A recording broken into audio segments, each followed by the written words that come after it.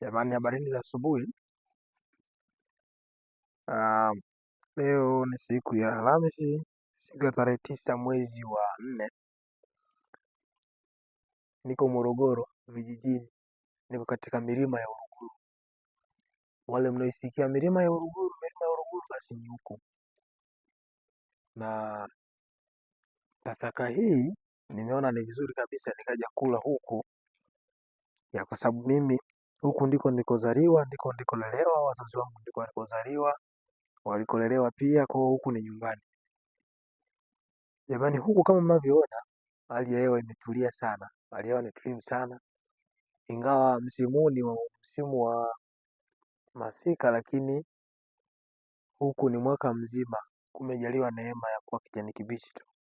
Yaani ardhi yetu ya huku iko na rutuba sana, kwa inapelekea mazao yake kuwa ni mazuri mwanzo wa mwaka mpaka mwisho wa mwaka. Kwa leo nimekuja kuwaelekeza kuhusu mkarafuu. Kuna watu wengi ambao wanafahamu tu kuna karafuu, lakini hawajui mche wake mkarafuu upoje, unafananaje. Kama mnavyoona, japokuwa kamera nimeweka mbali, lakini kama mnavyoona, huu nilioshika hapa mbele yenu ni mti wa mkarafuu. Yes, hii miti inakuwa, lakini ina kiwango chake cha kukua. Haikui kama ni miti ya kawaida kusema kwamba itakuwa sana mikubwa, hapana. Inakuwa mikubwa, lakini kuna kiwango fulani ikifikia inakuwa ina stop, inazeeka. Yes. Na huu mkarafuu, ndugu zangu, huwa ukiupanda unaweza kuchukua takriban miaka kama 8, miaka kama 8, 10 hadi 15, kama ardhi kidogo inasumbua, 8, 10 hadi 15 ndio kuanza kuona inazaa au kuvunja ungo, tunasema kwa huku. Yeah. Na kama unavyoona huu mkarafuu ulikuwa mbele yangu tayari ushaanza kuzaa, takriban mwaka wa 3 ushaanza kuzaa. Unaweza mkasema ni mdogo, lakini huu una miaka mingi sana. Una miaka mingi, na huu kama mnavyoona hapo mkarafuu ulishaanza kuzaa tayari, kama huu ni mwaka wa 3 ushaanza kuzaa mfululizo. Na hizi nilizozishika wapendwa ndio hizi karafuu, lakini hizi msimu wake tayari ushapita, kwa sababu hizi waga zinavunwa kwenye mwezi wa 8 wa 9 ndio zinavunwaga hizi. Lakini hizi zilizobaki, yani hizi hapa, kwa wale ambao wanaandaa miche au wanaandaa vitalo vya mikarafuu, ndio hizi waga zinatumika kuandaa iko kitalo au miche ya mikarafuu ikiwa midogo. Yani hizi ni karafuu, lakini ukiziacha zikakomaa kupitiliza zinatengeneza mabibu au zinatengeneza mbegu za karafuu zenyewe. Kwa hizi ni karafuu, lakini zishapita, kwamba hapa hata ukichukua hiyo ukaipeleka sokoni haiwezi ikawa na uhalisia wa karafuu, kwa sababu tayari ishapita, imekomaa kupitiliza. Yani mpaka hapa juu hapa kwenye hiki kishungi kunakuwa na karafuu fulani, kunakuwa na vishungi fulani hapa, ndio waga hivi ndio vinaleta maana kwenye karafuu. Kwa hizi tayari ishapitiliza, imekuwa sio karafuu tena, imekuwa bibo. Na kama tunavyoona hapa, hii ni karafuu ambayo inaandaa mazao ya karafuu yenyewe kama mnavyoona hapa. Kwa hii inaenda kuvunwa kwenye mwezi wa 7 hadi mwezi wa 8. Wa 8 wa 9 huko ndo zinavunwa hizi. Na zenyewe ukiziacha zikipitiliza zinakuwa kama hizi. Kwa hiyo kwa wale wasiofahamu mti wa mkarafuu, huu ni mti wa mkarafuu kama mnavyoona, na huku vinalimwa viungo vingi. Vinalimwa viungo vya iliki, mdalasini, karafuu kama mnavyoona. Kwa hiyo nitaenda kuonyesha kwa wale wasiofahamu iliki inafananaje, mti wake unafananaje, nitaenda kuonyesha, lakini huu ni mti wa mkarafuu.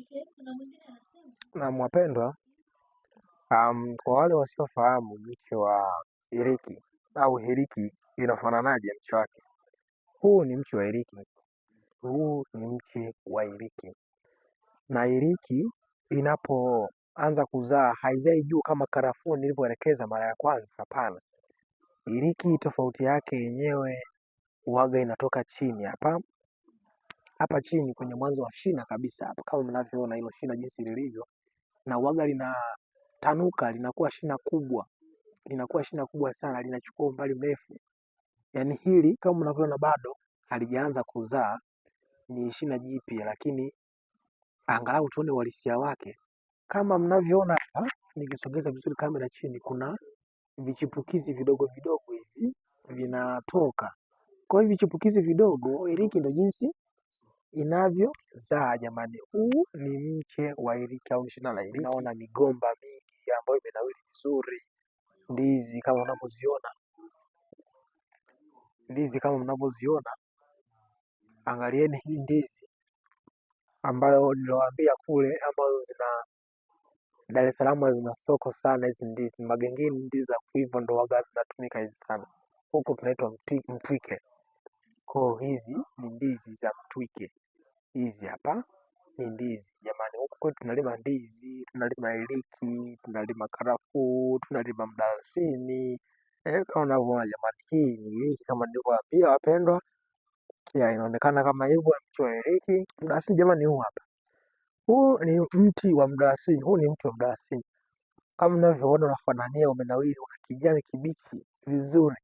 Huu ni mche au ni mti wa mdalasini unafanania jamani hivi, na unakuwa mkubwa sana. Huu bado haujafikia level ya kuvunwa, lakini kama unavyoona huu ni mdalasini, na yenyewe magome kama magome ya mdalasini waga yanachunwa.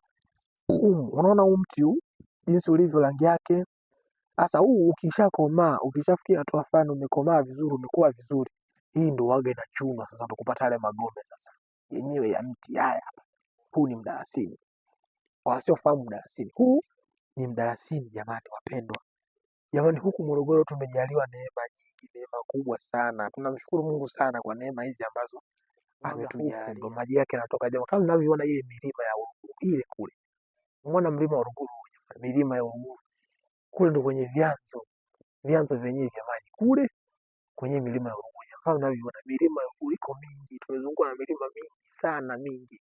Kama unavyoona anga inang'aa safi sana. Ile milima iko mbali sana jamani, iko mbali sana. Na kule ndo waga wanafanyaga shughuli zao za kilimo mara nyingi ya mahindi kule juu kule. Kule ndo kwenye hifadhi ya misitu ya Uruguru kule. Kwenye misitu kule ya Uruguru.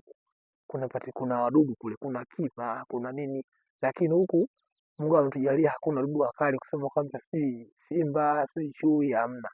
Ila huku kuna wale nyani, kima, ngedere wanapatikana huku jamani. Nyoka wanapatikana huku.